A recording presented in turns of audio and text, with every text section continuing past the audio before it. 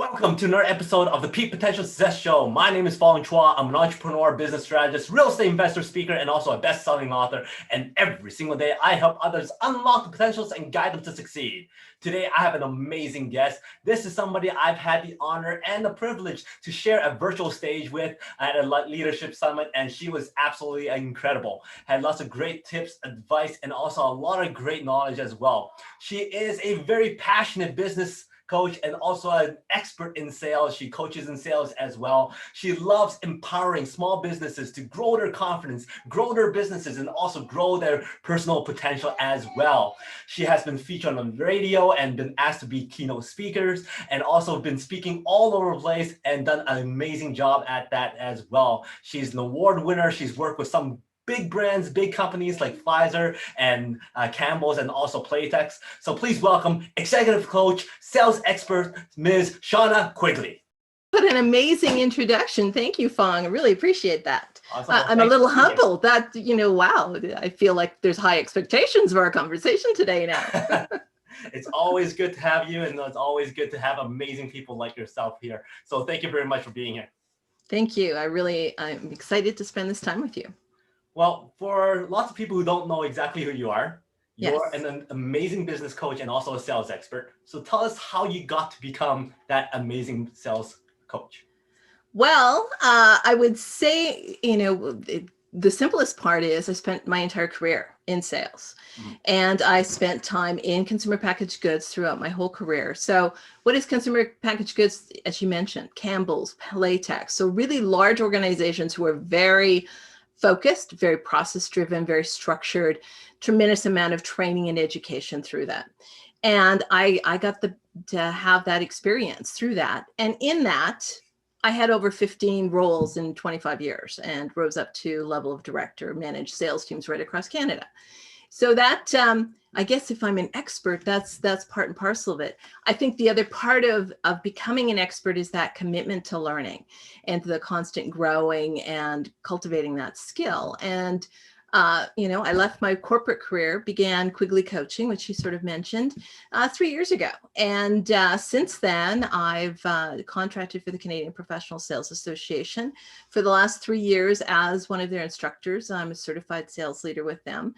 And that has been mind-blowing because I get to talk to literally thousands of people in all different levels of sales and learn from them and be able to coach and train them on processes to help them to have the success that they really want to realize. So if I'm an expert, it's all those contributory factors. Awesome. Now, is sales something you've always kind of gravitated to? And what about sales that made you gravitate to them? Okay, well, loaded question. No, I didn't gravitate towards sales, although it's funny, going through high school, I actually had some different sales roles, although, you call them retail. But I went and I studied, and my degree is actually in marketing. And my plan was to be in marketing. And so I went out and I had a marketing role, and I kept hearing the same thing over and over and over again. And that was, oh, you marketers, you don't know anything about sales. You live in your ivy tower. You're not, you're not close to the customers. You can't help me. And I thought, oh, I'm pretty competitive spirit, and I'm very focused on being my best. So it's like, okay, I'm going to go, if there's any grain of truth to that, I'm going to go into sales, learn what I need to learn, and then I'm going to go back into marketing and be the best darn marketer I could be. Obviously, I didn't transition back. I got into sales and I stayed with sales, and it was an amazing career. So I'm grateful for synchronicity, if that's what it is. Yeah. Would you say that because of that marketing background, that it also gave you some advanced tips that you can actually apply into your sales training as well? Yeah, for sure. I think one of the things it did is it forced me to think a little bit bigger picture. So beyond that individual sale, and I was always, I worked for large corporate tier 1 brands, and a big part of my role was really supporting them from a brand management perspective. So having that background in marketing, I kind of had a lens of two, right? How do I sell, but long-term, how do I really manage those brands and those portfolios within my individual customers? And that I took a longer view. and a passionate view about developing those brands beyond just, well, I'm going to, go in and sell this particular order, very transactional. So I hadn't really thought about it, but I would say that was definitely one of the differentiators for me, for sure. Gave you an advantage over all the other salespeople. Well, that and I was pretty focused. Oh, focus is also very key as well. Since you've mentioned some big brands that you've worked with, Campbell's and Playtex and Pfizer, what would you say is the biggest differential that they have over other businesses that allows them to be so successful and also maintain that level of success over many, many years? Well, there's a lot, right? I mean, there's a lot of people that they have. They hire and recruit some of the best people in the world. They obviously have a lot of funds to support and resources to support their brands. But it's innovation, it's creativity. And I would say, particularly when I was at Pfizer, the thing that I saw so wholeheartedly in that organization, and quite frankly, it changed me, and it made me the person and the focus of what I am today. And that is really sort of a coach approach. And, prior companies I had worked with, mistakes were, oh, that's bad. People could be fired for less. Whereas Pfizer completely had the opposite. It was like, you made a mistake, something happened, great. What did you learn from it? What can we take forward? And that spirit of risk taking, allows people to really take those risks, experiment, be creative, be innovative, and grow. And, I think the other thing that was, again, it was Pfizer, was because there was so many resources, we could really play to our strengths. It wasn't that in a particular role that I had to be all things to all people. I was able to go, here's where your really core strengths. And they gave me a lot of opportunities also to take on additional roles. So it might have been an intern project, it might have been an actual promotion, but I got to work with stakeholders right across the entire organization in all different departments. And that insight really helps you to go back into, if it's a sales role, managing a sales team, is understanding, there's some silos here. Here's how we can break them out. These are the things that are of importance to these people. And that really helped me to understand relationship building and collaboration, for sure. Nice.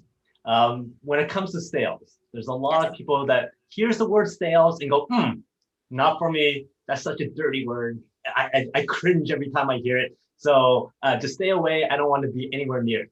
How did you overcome, well, I'm sure that you had that type of feedback from some people. How did you overcome that feedback? How did you fight through that negativity and become the best sales expert that you are? Well, for me, I think what gave me the confidence was I was feeling really comfortable about selling top tier brands. Mm-hmm. People that, or products, even before I got into Pfizer, I sold luxury jewelry. So I always tended to align myself with, high quality products that I really believed in. And so when my heart was in it, there was a feeling of, I believe in this product. I believe in the value. I can communicate that to you. So it didn't feel like that, I'm trying to push myself on you. Interestingly enough, throughout my career, everyone kept saying, Shawna, you work so hard. And the background and experience you've got, you should really have your own business. And I would go, no, I'm really good. I like where I'm at. I like the learning. I like the opportunities. But, it was a mindset. And the mindset was, I can sell virtually anything, but I can't sell myself. I like to hide behind something. And I would say my journey to entrepreneurship has been, if there's a mindset change, that has been something that's been something I've had to really consciously work on constantly. Because you're right, sales, unfortunately, people have a lot of mindsets about it, most of it negative, most of it's, I don't trust them, it's pushy. And, statistically speaking, only 3% of your buyers actually trust you. So how do you get over that? And that's where sales training can really help you, quite frankly. You mentioned about that mindset shift. about starting to sell yourself. Now, I know a lot of people out there who have no problems promoting other people's services, other people's businesses, talking about how great this restaurant is. But once they talk about themselves, they clamor down. They don't talk about themselves. They don't promote themselves. So how did you switch that mindset of yours? Was it a certain something that somebody said to you, or did you just look at it from a different point of view? I would say it's a combination of both. So obviously I've had a lot of sales training and I do sales coaching. And so while I was actually coaching other entrepreneurs, I had to look in the mirror and kind of go, if I'm going to coach somebody on a script or a unique value proposition, then you know what? I better do my homework, because they're going to say, gee, Shawna, what do you say? And I don't, I like to be considered that expert, and I didn't want to look, be embarrassed in the thing. So I had to consciously sort of work on that with my students, and it's trial and error. Mm-hmm. The other thing that's so critical is one of the things that really helped was actually reviews, testimonials, things people would say about me, because that helped me to really understand my unique value proposition, mm-hmm. which is critical for you to go out and sell yourself. What is the value that I bring? What are the solutions to your challenges and problems and the opportunities that you have? How can I help you on that? Versus it going, I have this many years of experience and I'm a sales expert and, me. It's not about me. Mm-hmm. It's about them. What are their problems and challenges? And then when you really understand that ideal client that you've got, speaking in that language. Mm-hmm. So it became, suddenly there was a switch of going, oh, I spent my whole career problem solving. This is problem solving. Okay. And that helped to change it. And it was just really getting clear about, how do I help that? And removing the I do this, and just having conversations with them and, really getting clear and asking really good questions to help me to understand their business and what their challenges were, but also helping them to get a better understanding. Mm-hmm. So many times people don't understand, oh, that's the root of my problem, and it's not until you get there that you can provide some help. Now, when it comes to entrepreneurship, lots of people want to jump into entrepreneurship, but they don't want to do the sales part. But if you don't do sales, then you're not going to have success. So how does one start? They start to think about, hey, that's okay. I'm going to hire somebody else to do my sales for me. I'm going to have another team to do that for me. Now, what do you say to people who think about it that way, who don't want to do it themselves and get somebody else to do it for them? Well, I think certainly, if I can use my own experience, I had to learn what my own value was. Mm-hmm. So if you bring someone in and automatically go, okay, boom, here it is. If you can't communicate what that value is, what's the benefit they're going to have, how do they know what to sell? Mm-hmm. And it becomes very, very inauthentic and unplanful. And to your point, entrepreneurship, yeah, it's uncomfortable, but if you don't have sales, you don't have a business. You have to have revenues coming in. And some of that, the best person to really communicate that is the person who has that expertise or is delivering that. And, sure, get to a point where you can hire salespeople, but if you can't communicate that, and if you haven't carried that bag, it's going to make it very difficult. The values, the vision, the alignment of all of that can be really out of whack. Now, you also mentioned communication and being able to speak and being able to network and all that kind of stuff. What is more important, to develop the speaking aspect or to develop the strategy of sales? Whoa, yikes. Well, having been a person who's done strategic planning for, 25 plus years, mm-hmm. Planning, I think, has to be an integral part, because you got to know what it is that you want to do. You got to have a business plan, right? What is it that I want to do? What am I going to sell? What kind of revenues, am I planning on, in order to even start that whole process to understand what am I going to communicate? So you got to have the planning, because that's key to understanding what you can communicate, and sort of, if you think about mission and vision, it's integral to that part. Mm-hmm. And then going out and communicating in a way, again, it's client focused. So I work with a lot of, I actually work with a lot of consultants and people who've come out of law, were say CEOs or in the C-suite or director level people who've had long successful careers and now they've gone into consulting. And so they have all this background, but the first thing that I do with them is I kind of go, okay, what's your vision of, and, sometimes I can talk about that. Okay, let's get granular about what it is that you want to achieve. Well, I want to do this. No, tell me more specifically about that. So you get clear about what the offering is, what the products, and then, drill down. What makes you different than the competition? What do you know about the competition? Why do you have something that's of value to the customer? And getting them to really look at it from a client or customer's perspective, their criteria. And then you got to, in this world, it's technology. Everybody has access to it. You have to be an expert in what you're doing. And that includes what's going on in the industry, what goes on in terms of your competitors' offerings, because, Fong, if you were looking for a business coach, you would Google and you would research. And it's important that, whoever you talk to has at least the same amount of knowledge about that, or instantly your credibility is gone. So planning, communication, I think that they really closely intersect. Now, you also have this amazing Focus 5 framework. Tell us more about that, and how does it help them break through that comfort zone to achieve that success? Well, thank you for asking about that. So Focus 5 is, at its core, it's really about creating focus. You talked about before, to have a business, to be an entrepreneur. Well, it takes focus and it takes execution, because without that execution, you have nothing. You can plan as much as you want, but if you don't implement it, you're not going to do it. And so Focus 5 is, really looking at the leader and the organization holistically. You can't have just business execution. So the 5 areas are business execution, sales execution, self-management, stress management, and leadership. And so even if you are a solopreneur, leadership is really important. It's how you're communicating. And so I literally work with people in each of those areas to, get mindful. What's the plan that you're going to do? How are you going to work that through? Okay, where does it intersect with your sales and marketing, and how are you going to execute that? How are you going to manage it from a leadership perspective? Are you going to be delegating? How do you communicate that? And self-management, super critical.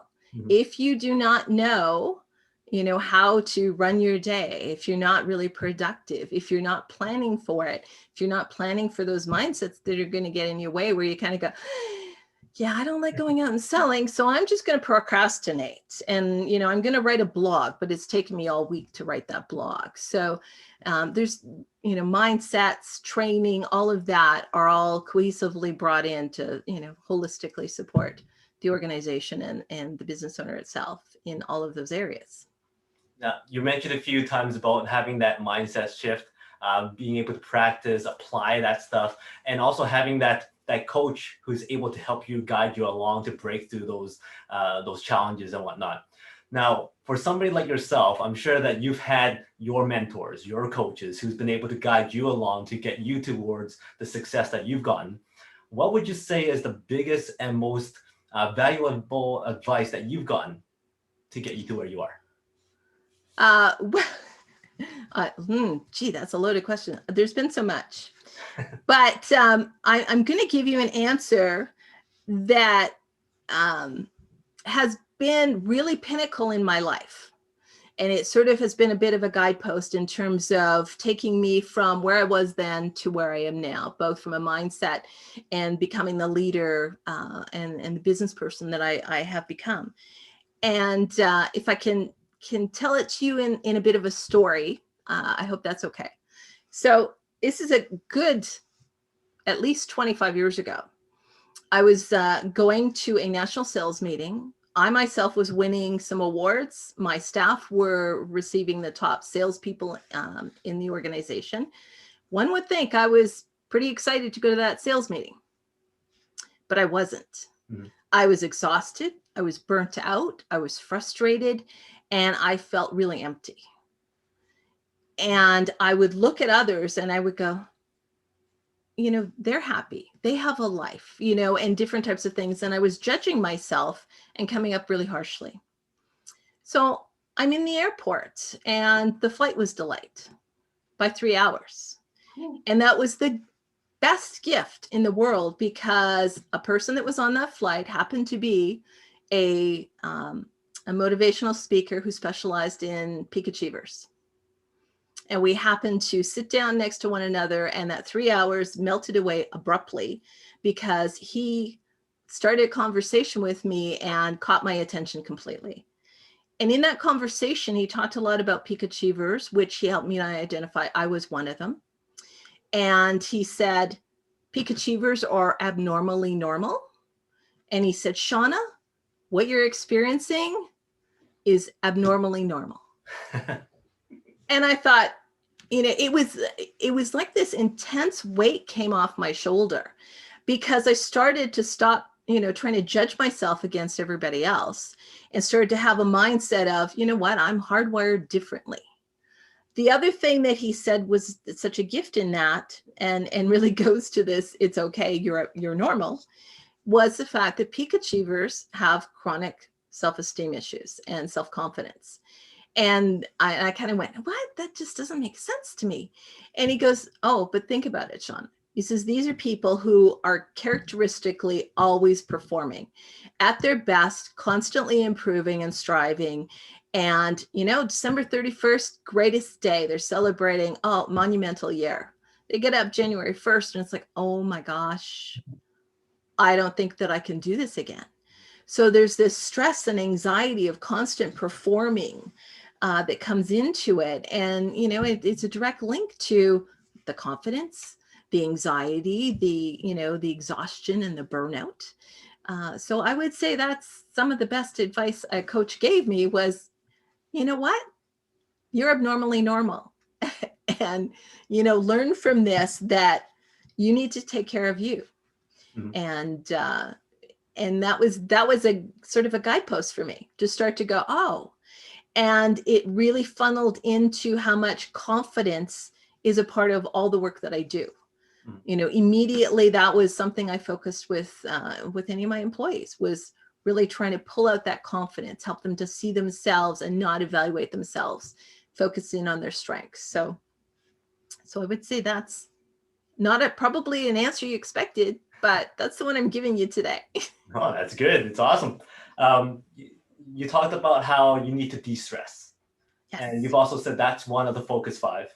So with regards to stress relief, what do you do personally to release stress and kind of relax and enjoy yourself and still be able to be at your peak level of performance when you need to be? And I know it's different for many, many people. So how do you tell other people to find their stress reliever? Well, I think, first of all, you kind of got to look at what their values and priorities are, and make sure that you're working towards helping them to be aligned, because, we've all seen those circles of life and, becoming balanced in each of those. And a lot of peak achievers are not, right? So it's, when I'm working with clients, I'm usually challenging them and going, well, how is that, fitting within these other things, and try and bring some awareness of that. Certainly, eating right, physical fitness, taking time off are critical things. And I would say I'm very good at seeing, how people's stress is rising up quickly in other people, and being able to hone in and get them to go, oh, okay, I need to take this. I'm less observant of myself. And so it's led to burnout a number of times. But I'm getting so much better at it. And so what do? I really try and essentially do almost like a body scan every day. And certainly by the end of the week, how am I feeling at the end of the week? And really be protective of my schedule. There's a saying, if I'm saying yes to this, what am I saying no to? So if I'm saying yes to a bunch of stuff that doesn't fill me up, that takes away my energy and my enthusiasm, I'm learning much better to say no to that. Mm-hmm. And also from a time management perspective, I understand really well, like particular biorhythms and when I do my best work and different types of things. So I guard my calendar, quite religiously about that, so that I can do the right kind of work. And, for me, learning is a big thing. And so I spend a lot of time learning and trying to think about those things. I get out, I walk, I try and eat well, try and spend, really good quality time, decompressing, doing fun things. I love to dance. That's been a little bit of a challenge, with COVID. So I'm hoping that, the dance studios will be open again soon. There's Yeah, yeah. Yeah. Yeah. Well, that's, we talked about confidence before. I don't think I'm up to doing a TikTok dance video just yet, but who knows? Maybe. Nice. When it comes to finding that motivation, that drive, what is your daily routine? Like, you wake up in the morning, what do you do first so that you have that motivation and that drive to keep on going? Well, so much of it is habit. And I get up at a consistent time all the time. I try and do some exercise at the very least. I get out and walk my dog. I really try and have, just really sort of set my day. I know what's happening. Think about that. A lot of it is about intention setting. Mm-hmm. How am I going to show up my best? I can after the years of experience, I'm very habitually working. And so I have to, switch that a bit to kind of go, how can I show up in my best? Because that's, rather than just doing my best work, if I show up authentically and I give my best to my clients, because I'm not really doing the work now. It's not like I'm, doing the business plans necessarily for my customers and different types of things, mm-hmm.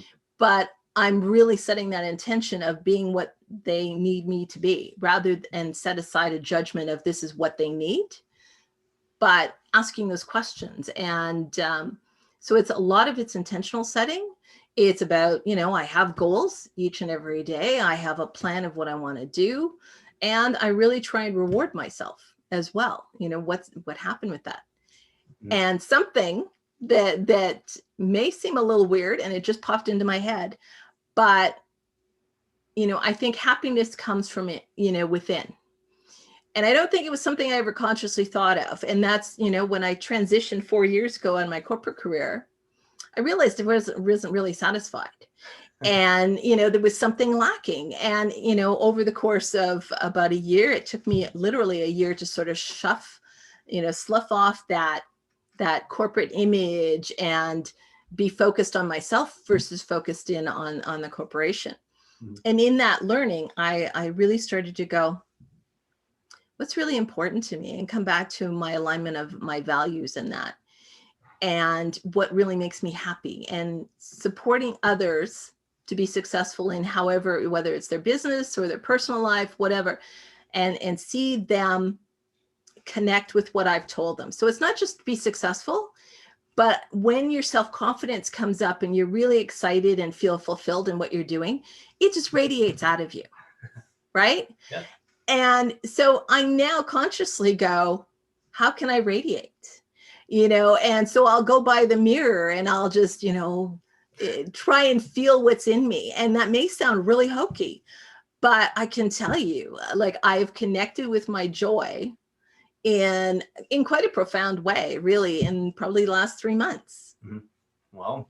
So what is your go-to award? You finished all the stuff that you wanted to do, you achieve all the goals that day. What is your go-to? This is how I celebrate. Well, you know what? I think COVID has been such a blessing in that, mm-hmm. because like probably, the majority of the world, I would put some sort of financial thing. Oh, we're going to go out for a really nice dinner. Mm-hmm. Or, a lot of times it would be, some sort of luxury trip every year. And, oh, well, I mentioned I used to sell luxury jewelry. Well, I have a passion for diamonds and high-end jewelry. And so a lot of times it would be extrinsic types of things that would be kind of a reward. But now what I'm finding is I'm really trying to, that inner joy. What is it that really gets me excited, mm-hmm. and go after that as a reward? I see. Which has, far more enduring benefits than just going, oh, well, this is a really nice, that was a really nice luxury trip that I went on. So, yeah. You mentioned COVID, and that's one of the biggest challenges of 2020, 2021. How do you approach a challenge? And second part of that is, how did you kind of pivot and maneuver around the COVID situation? How do I, well, I'm a problem solver at the core. So, this comes to me and it's like, okay, COVID's happening. I did so much in-person training when that happened. Obviously, boom, those contracts were gone quite abruptly. And, it probably took me a week to sort of, shake my head a little bit and go, okay, now what? And then you just sort of pivot. And it was really good because mindset is we procrastinate. Sometimes we do some of the things that were easier, right? And it forced me to really get out there and start building my business. I was very fortunate to start my Quigley coaching with a number of contracts very abruptly. So I didn't really have to go out and search a lot.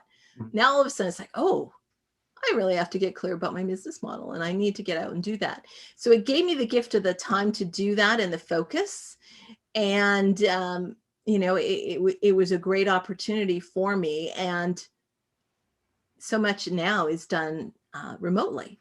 So I've gotten very good at being able to do webinars and training online, be very comfortable with that, coach my clients online. I went from having most of my contacts and contracts within, pretty much Toronto, Vancouver, and Calgary, to suddenly, I have coaching clients that are all over North America.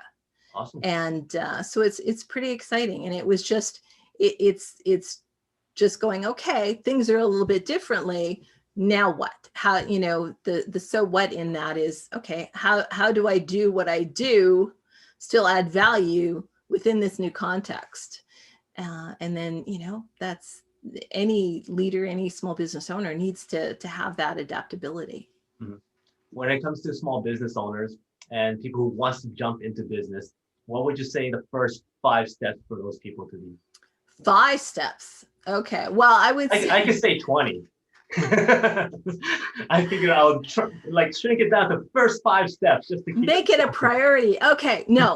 So I think the first thing is, if you're looking at doing a business, get really clear about 2 things. One is, what is it that you're going to do? And get real clear about that and how that is important to the customers potentially that are out there. Mm-hmm. And then you need to do a plan. How am I going to get to those people? Who are my ideal clients and how am I going to go about that?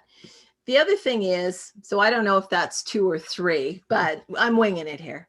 The other thing is, going back to mindset, you have to have tenacity and you have to have optimism, and you have to go, okay, sales training is a good thing, because one of the things you'll learn in that is, how do I get to those people? How do I have those conversations? How do I make them more effective? But the other thing you're going to learn is it's a numbers game. Many people think that, oh, well, I'll just call up one person and this is how I, communicate. But the reality is, depending on the type of product and business you have, you might have to make 100 phone calls, and maybe some of those will turn into actual presentations. Some will go to a proposal and some you'll get. So you might get 1 out of 100. So how do you maintain that positivity and optimism to keep going? Because as you said really early in the conversation, people are like, I don't want to be pushy. And very quickly it's like, this was so uncomfortable and I'm not getting any sales. So, it's like, well, maybe I'll just spend that week writing a blog and I'll do everything, possible to avoid actually doing the things that are going to get me the sales. So I don't know. Did I hit 5? Where are you thinking? Do I have to give anything more? I think I heard 4 for sure. 4 for sure. Okay. 5. Get clear about what you want to do and ask for help. Ask for help. Yeah. Because quite frankly, so many people get into business because they have an expertise and a passion for something. Mm-hmm. And it is a needed service and offering. Yep. what they, but nobody can do it all. You can, I've met people that go, oh, well, I'm going to spend half of my day learning everything I need to learn about business. So I'm going to, I'm going to become a marketing expert. I'm going, next week I'm going to become this. Well, the reality is, and not only do I know this, I've experienced it myself. Again, I came out of a marketing background. I always thought I was pretty good at written communication. I wrote my first website. Did not do very well. And I literally hired someone else to do, update my website. Part of that was also that journey of recognizing, I'm still speaking very corporate speak. Mm-hmm. I'm not really talking to my clients. And there was some experience I had to go through to get clear about it. But the reality is, you have your strengths and your abilities. Try and do as much as you can to focus on those, and then leave the other things to other people. Lots of people say, but I don't have the money to do that. I don't have the resources. The reality is, it might take you 10 hours to do something that you could give someone else to, and to do in 2 hours. And so that 10 hours you could have invested could have paid 5-10 fold in revenues versus that. So it's really important to, to ask for that help, because there just isn't enough hours in the day, and we don't all have the same skills. So to be your best requires some wings to lift you up. Yeah, very, very well said, because I know a lot of people who don't relate, they don't value their time. And therefore, they think that, oh, I would spend more time thinking, spend more time learning, all that kind of stuff, then I will save it and not hire somebody. But they're not thinking, hey, wait a minute, if my hour is worth $100 an hour, or even $50 an hour, whatever it is, it starts adding up, and you might as well just hire somebody else to do it, right? So they're just not thinking it thoroughly, and maybe because they don't have that person to bounce that idea off of, right? So, but with regards to messages, if you had an opportunity to stand in front of the world stage and tell everybody one important message that you want them to remember coming from you, what would that message be? Well, I think, quite frankly, it would be very similar to what I just said. And that is, no one person, can do it all. So embrace that, because the opportunities are greater. You can play to your strengths, and you can allow, that collaboration to create overwhelmingly better outcomes.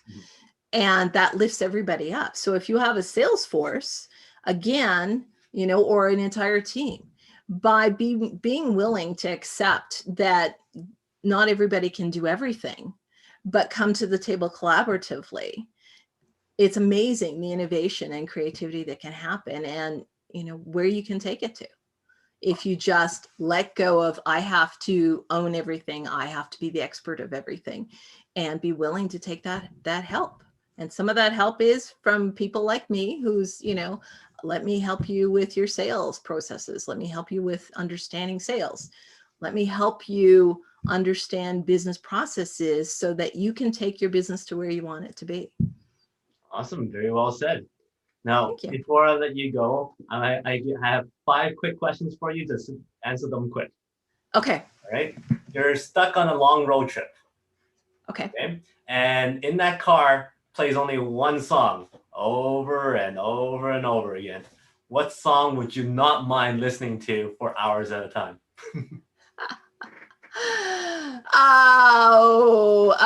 Okay. Journey's Don't Stop Believing is probably what comes to mind at the moment, although I'm also thinking about another song and I can't think of the title. So we'll go with that one. All right. Hollywood's calling you and go, you know what, Shawna, we really want to write a biopic on you. We'll let you pick who's going to play you in this biopic. Oh, goodness. Oh, well, how about Glenn Close? Someone who's, mature and accomplished and, believable. Okay, so Glenn Close comes to your place and she really needs to understand you a little bit more, see how you are in your element, but she's hungry. So what is that special dish that you could provide for Oh, goodness. Pasta. her? One hidden talent that you're not too worried about showcasing. I used to be a competitive ballroom dancer. Wow, nice. And you're not going to do TikTok? Come on. The underlying word was used to, that's we're It's like getting riding about a 20 bike. years. Well, you'd think, but even bikes get rusty and a little inflexible. My last question is, what is success like? But give me a number between 1 to 3. Sorry, repeat that question. What is success like? But before that, give me a number between 1 to 3. 3. 1, 2, 3. So how is success related to brain freeze? Oh, yeah. Big one. Great question. So I love neuroscience, and so I'm going to geek you out just a little bit. So here's the thing. Your brain, 90% of your thoughts are negative, and 90% of them are reoccurring day after day. So when you talk about success and brain freeze, so much of it can be running on previous types. And the adrenaline will come, stress will come in, there will be a fight, flight, and freeze that comes up. And so all of those things is going back to, how do I manage that? How do I become aware of those things? Because if you are in fight, flight, or freeze mode, you can't make good decisions. You can't actually take action. So the more that you can sort of recognize that, so that your brain isn't frozen, and develop some quick tip, the quicker you can realize you're in it, and have probably some practice things, whether it's breathing or whatever, are important to sort of push you through that, so that it doesn't paralyze you into inaction. Because I have met many people, I have experienced it many times myself, where that inaction can go on much more than 5 minutes. It could go on for maybe 6 months. So, it's important to get past that. Wow, awesome. That is the first time that question's answered educationally. Oh, okay. I hope I did it justice. Awesome job. Thank you very much. Any last words from you? Well, first of all, I just want to say, Fong, thank you. I really appreciate the opportunity, and I love what you're doing and how you're focused on peak achievement and success and mindset. I think that it's such a crucial topic, because expertise is one thing, but the difference between execution largely is the motivation and the mindset to do it. So thank you for inspiring all of us to do that. Well, thank you for being here. It was a pleasure, and I had a lot of fun asking my questions and hearing your stories as well. What is also the best way to reach out to you if anybody wants to ask more questions, find out more about your products and your services? Probably the easiest thing is, look me up on LinkedIn. So it's just quite simple, Shawna Quigley, and also my website. You can connect with me directly, and that website is www.quigley, Quigley, coaching, COACHING.com. Awesome. Thank you very much. So everybody, make sure you reach out to Shawna. Lots of great advice, lots of great content there, and I'm sure she'll be able to help each and every single one of you if you reach out. So until next time, she is Shawna Quigley. My name is Fong Chua. Until next time, today is the day to live to your peak potential. We'll see you later. Thank you.